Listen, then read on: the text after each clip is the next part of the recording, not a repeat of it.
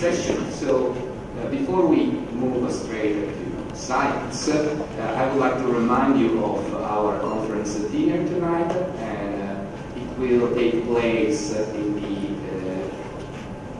8 o'clock in the hotel just over there. And please, the most important thing is that you don't have to forget your badge, because it's what you need to get in. And so I'll see you tonight at 8 o'clock. And now it's a great pleasure for me to introduce my supervisor, actually. So I feel very privileged, honestly. So it's Professor David Taylor, who is a member of the Royal Irish Academy, and he holds a fellowship of both the Institution of Engineers of Ireland and the Royal Academy of Medicine in Ireland. He is a director of the Association of Consulting Forensic Engineers. He was the founding editor-in-chief of the Journal of the Mechanical Behavior of Biomedical Materials, a journal published by Elsevier. And now he is working on fracture and repair in biological materials, forensic materials engineering, and he was also interested in art. Actually, if you have a look at the cover of Theoretical and Applied Fracture Mechanics, you will see a beautiful picture, painting, and that painting was painted by Professor David Taylor. Please, David.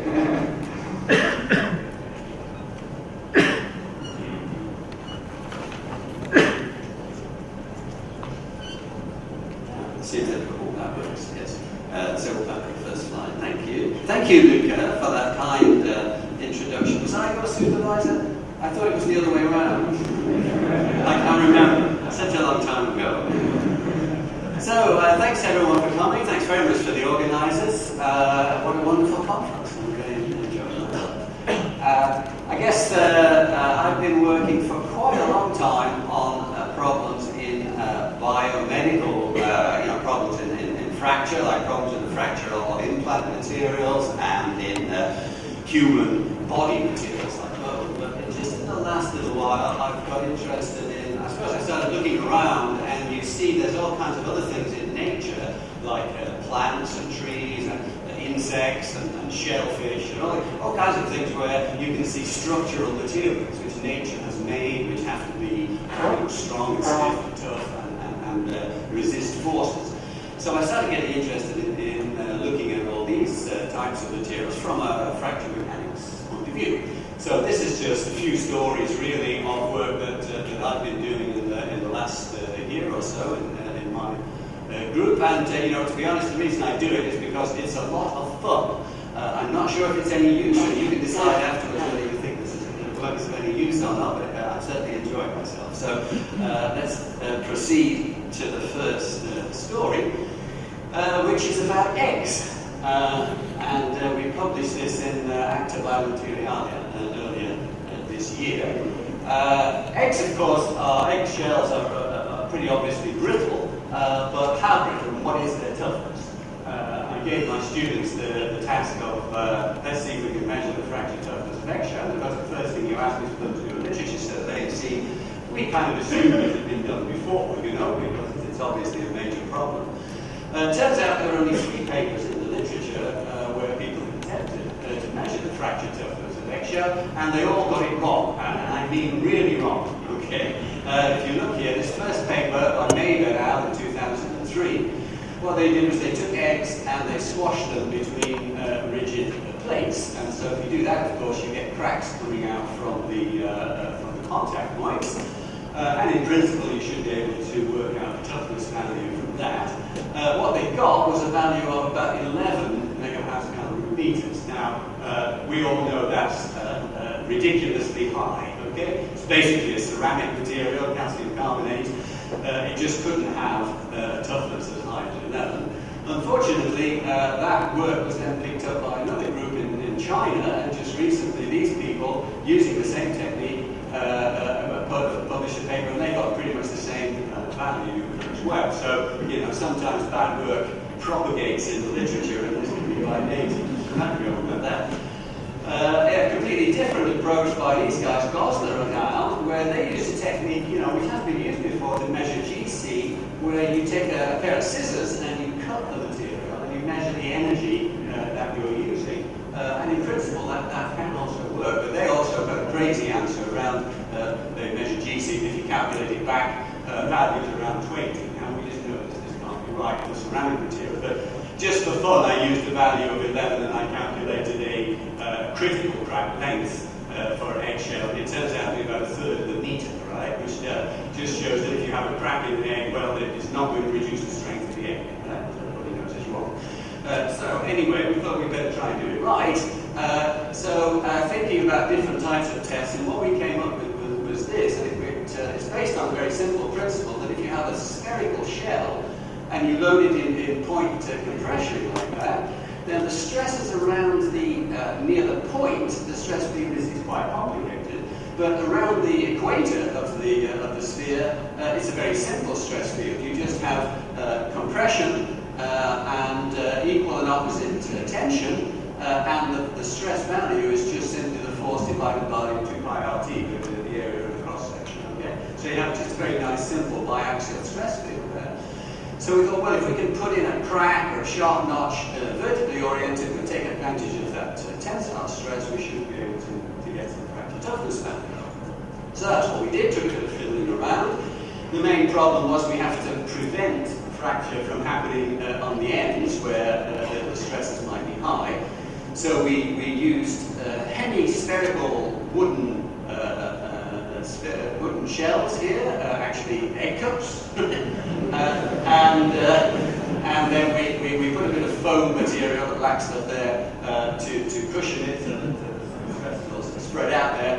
And then we drilled little holes very carefully so as not to cause any damage, and then we just went in with a little file or a scalpel or something so that we could make sharp corner, top and bottom, so we've now got a sharp notch, and that would be the length to there, and it's going to be loaded in horizontal tension. So we load these things up, and not surprisingly, you've got the notch, and then you've got a very broken egg because it all happens extremely quickly. So then we can measure a fracture toughness, and not going to go into all the details here, but this is fracture stress against the size of the hole or notch. Sometimes we tested those sharp notches, sometimes we just left the spherical hole, different sizes, but obviously the data comes down like this, and you can match that pretty well to a simple LEFM calculation. So we end up with a value for the toughness of 0.3 megapascal root liters, at least for the eggs that we buy in our supermarket, free range, size large. There are probably lots of things that change the toughness of these materials, but we got pretty consistent results anyway, and it lays down the framework for anyone who wants to test eggs and look at other effects. We also studied circular holes, and we also looked at notches with different root radii. We got this kind of classic effect that the measured toughness goes up with the root radius. So all of these different effects, I won't go into all the theory now, but all of these different effects can be predicted by methods such as the theory of critical distances, which Luca and I have been using a lot over the years. Turns out to be useful for this too. Yeah, you can read about that in the paper if you want. What I wanted to mention is a couple of other interesting things that have come out of this work. One is once you've got this value for the toughness, you can compare eggshell with other materials. And it turns out to have a kind of remarkable combination of stiffness and toughness. Okay, on this graph you've got the fracture toughness plotted against the Young's modulus for lots of different materials, very soft materials, very hard materials, natural materials, engineering materials. And there's this general trend, whereby when you increase Young's modulus, you tend to increase the fracture toughness of the material. And you can see our eggshell here has a relatively low toughness, doesn't have an absolutely low toughness, but it's got a relatively low toughness within this group of rather stiff materials. It's got a Young's modulus of about 50. So we said that's interesting. You can see it more obviously if you plot the ratio of the modulus divided by the toughness, and then eggshell comes out to be pretty much at the top of all the materials that we can find. So we said, well, why would that be? Okay, and if you think about it, it's just exactly what nature needs in this situation, because you have to have a shell which is quite rigid, because the head has to sit on the shell, and if the shell is very soft and floppy, then she just squash the poor chick inside the egg. So you need something that's quite quite rigid. But at the same time, you need something that has very low toughness because the chick has to get out of the egg, right? When the time comes for the chick to hatch, it breaks out using its beak. So the chick makes a little hole in the egg, and then it gradually enlarges the hole. And when it's enlarging that hole, of course, it's causing brittle fracture in the eggshell. So it's an unusual situation whereby, you know, evolution has had to has acted in order to produce something which has this high stiffness but low toughness. Right?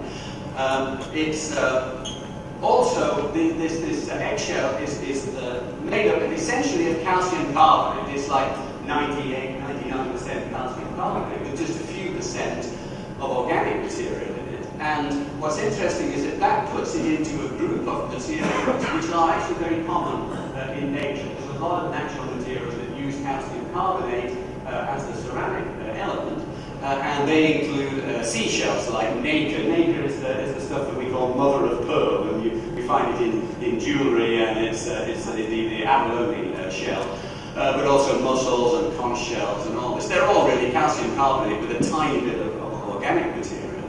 But if you look at the toughness values of these, they vary very greatly. So we have, well, the pure mineral single crystal calcite has a toughness value of about 0.2. My eggshell is 0.3, but these various kinds of seashells can go up to 3, 4, even 5 megapascal root meters. So more than 10 times greater than the calcite. So in recent years, there's been a lot of interest in understanding the toughening mechanisms in these materials, and I won't go into that in huge detail now, but for instance, this is a picture of a paper by John Curry showing that nacre has this very fine structure made up of a kind of a brick-like or tile-like structure on a sub-micron scale, okay, around the micron scale. And the organic material just sits on the interface. And there are a number of toughening mechanisms that people have found. But the most obvious one is that when the crack tries to grow through this thing, it goes around the tiles, and so it deviates very greatly. So you get a lot of crack deflection. And this is unlike our eggshell, where you see the cracks just go straight through without any significant deviation. Occasionally you see a branch like that, but that's actually very rare. When you look at the fracture surface, and this is the thickness of the eggshell, the eggshell is made up of a series of crystals which grow through thickness, so the columnar grains. And the fracture surface has a number of quite large facets like this one. When you look at those at higher magnification, you get, it's a little bit disturbed, but basically you've got a cleavage fracture there with a pretty consistent orientation of the cleavage plane. So they're just rather large single crystals, and that's why in eggshell it's quite brittle. But there's a lot of interest in making biomimetic materials, so making industrial ceramic materials, but using structures like this nacre structure to improve the toughness. So maybe all this stuff is a bit useful after all. Okay, the second story is about how some natural materials can repair themselves. This guy is a locust, and he has these very big black legs, and it's the same with grasshoppers and crickets and other insects like that, which jump. And when the locust jumps, it puts something like 18 times its body weight through each of those legs, and they're very slender, as you can see, so it's basically very high bending stress. He puts something like more than half of his of the tensile strength of the leg every time he jumps, goes through those legs. So we wondered about this, and we said, well, if there's any kind of defect in the leg, that's going to be very dangerous. Like if there's a small, say, fatigue crack in the leg, or if it's a predator has come along and tried to chomp the leg with his teeth and left a mark, this is going to reduce it. And so we should probably measure the fracture toughness and see how he copes with defects. And then also we wondered whether if there was a defect, like a little cut or hole or something, would the insect be able to repair it? Of course, if I cut your skin, then you'll bleed and the blood will coagulate, and then over a relatively short time, your skin will heal. And if the cut isn't very deep, it will actually heal quite perfectly, and it will be just the same as it was before. So we wondered, well, can insects do this? Insects are a group of animals called arthropods, which have their skeleton on the outside, an exoskeleton, and the skeleton is made of different kinds of material, so it's not really clear whether they're able to do this kind of repair job or not. So we went up, we designed a little experiment. Firstly, actually this was back in 2011, 2012, we designed a little experiment to measure the fracture toughness of these legs. The leg is actually pretty close to being a straight circular cylinder. Cutting the leg off, what we did was we put a little cut, so we just went in with a scalpel and cut a crack on the top side of the cylinder, and then we embedded one end in some polymer cement, and then we loaded the other end in cantilever bending. And because you can look at the fracture mechanics solution for that problem, so we were able to measure the fracture toughness of that, which is about 4 megapascal per meters, which is not bad going. And then what we did was we did the same experiment, only instead of taking the legs off the insect, we left them on the insect, and we made the cut. And it's easy to say, but they squirm around and everything, it's very difficult. And then we left the insects for a few weeks to see what would happen, to see if there would be any repair. Again, this all sounds very easy, and I say we, what I mean is, of course, is my research students worked out a way of doing all this, and it took them a couple of years, actually. It's surprising how many things can go wrong when you're dealing with animals. The insects have to be separated. Once they have this cut, they have obviously a bit of a weakness in the leg. We don't want them to be normal, but we don't want them to be too active. And if you put them together, they'll fight each other and use their legs to kick each other. So we had to deal with that. But anyway, eventually we managed to keep them alive and reasonably happy for 3, 4, 5, 6 weeks, and had a look at them to see how they were repairing these little cuts. And what we found was that after 3 weeks or more, the strength, well, so this is the black one here is the strength of the normal leg. It has a strength of about 170 megapascals if we tested in bending. By making the cut, we reduced that to about 50, so obviously it had a big effect. But then after a few weeks of healing, that's gone back up. It's not gone all the way up, it's gone back up to about 120 megapascals. And probably a better way of looking at that is that the bending moment that's needed to cause failure in that test has gone back to about 76% of its original value. So the insect is doing a pretty good job. It's not a perfect job, but it is helping itself a good deal to get back to a normal kind of structural integrity. Interestingly, that only happened to half of the insects. The other half didn't repair themselves, but that's another story. And so how does it do it? Well, again, it's a hollow tube, and what it does is it can't actually repair the cut surface. What it does is it puts more material on the inside.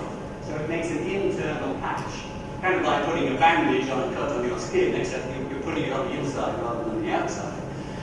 So this would be a typical fracture surface, and that's a magnified part of it. That is where we make the cut.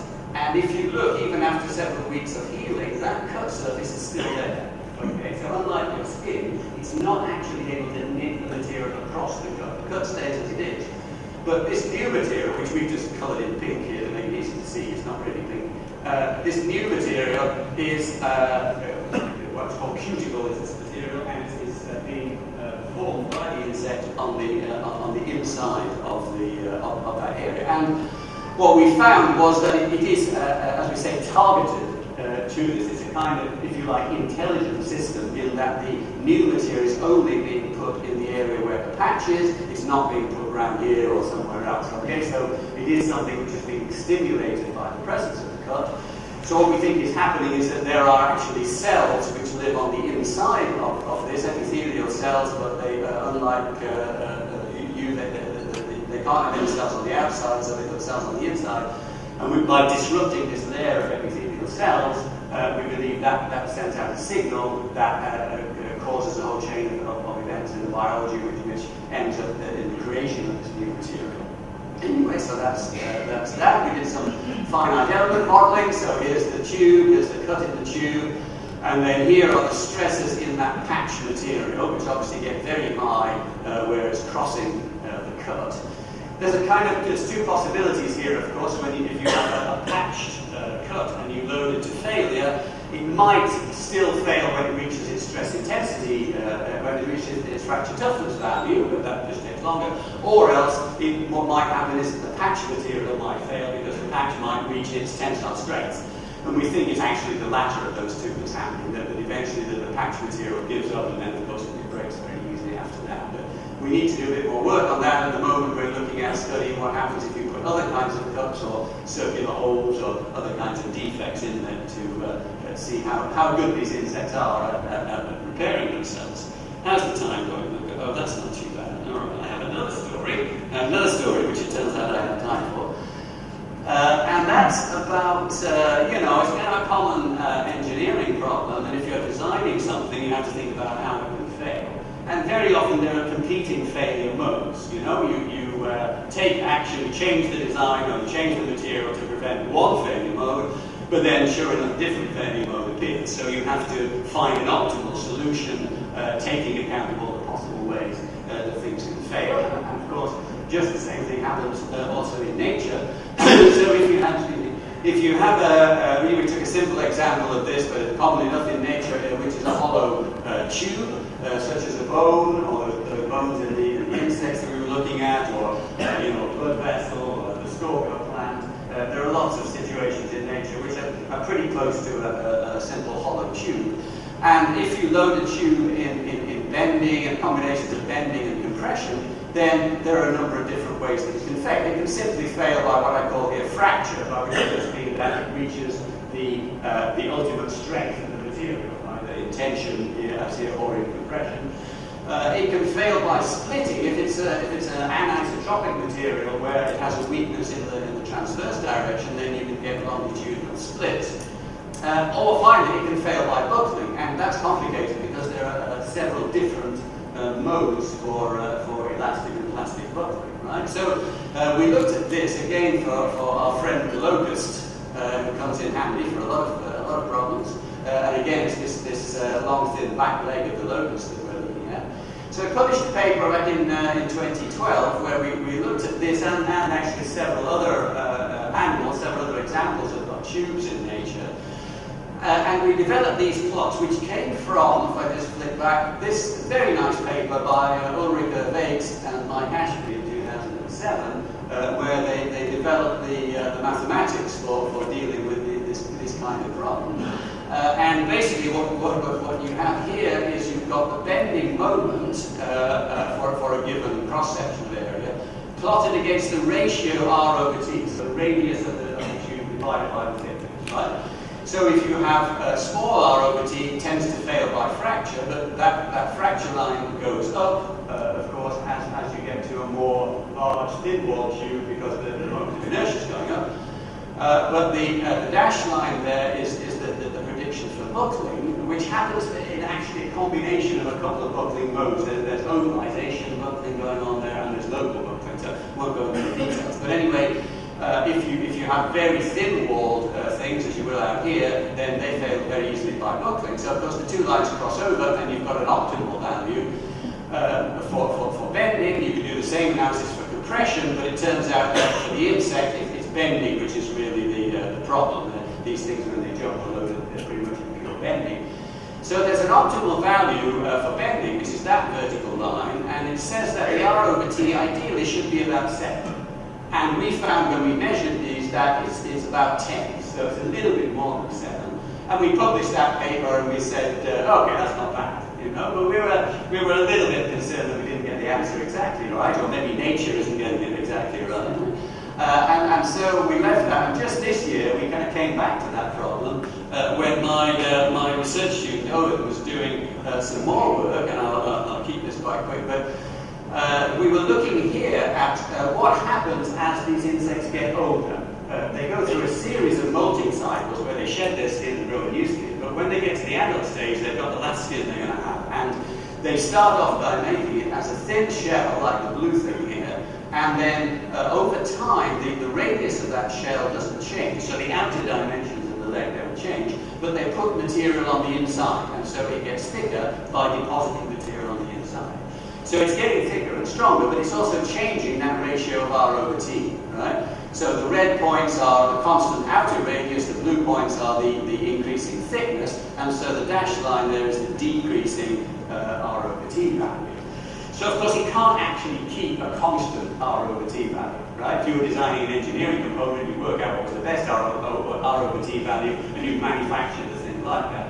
But the way these things grow, they can't keep that thing constant. So we found that the R over T actually starts from a value which is higher than the optimum, and it goes through the optimum around 7, and then it ends up at a value less than the optimum, and the insect is very old. But I guess it just shows that, you know, sometimes there are compromises in nature that even if you know what the best answer is, you can't always deliver it because of the way that materials are made and developed in natural materials. So that's the end. Thank you very much, Luca. Hope you enjoyed that.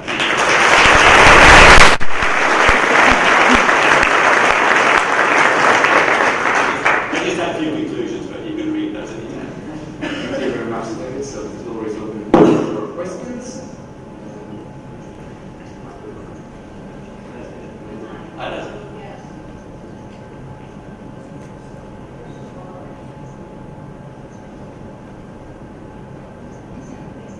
Yeah, mine's working.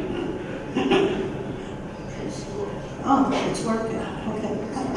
Anyway, that was fascinating. I don't know if I want to play with locusts in my lab. Someone put rat legs in my refrigerator and I told them to get them out. But anyway. Cockroaches are much worse. Cockroaches escape and live in your lab forever. Locusts are quite well behaved.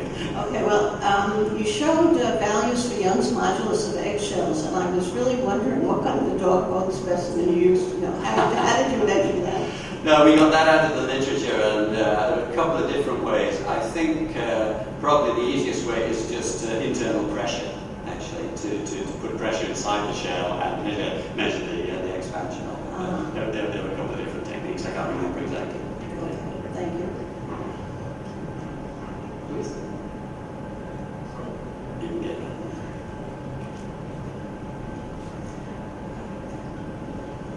When you studied the strength and toughness of Eggshell, did you analyze an influence of moisture? Yeah, good question. Yeah, asking about the moisture content. This is one of several things which the referees of that paper brought up, and I'm sure it's true. Almost any biological materials contain some amount of water, and it generally has quite a strong effect. Our locust legs, when we have a lot of water, when we dry them out, they become much stronger but much less tough, and that is probably also true for eggshell. So it's something we haven't looked at, but it would be a nice line for future research. So thank you. Any other questions? Yeah.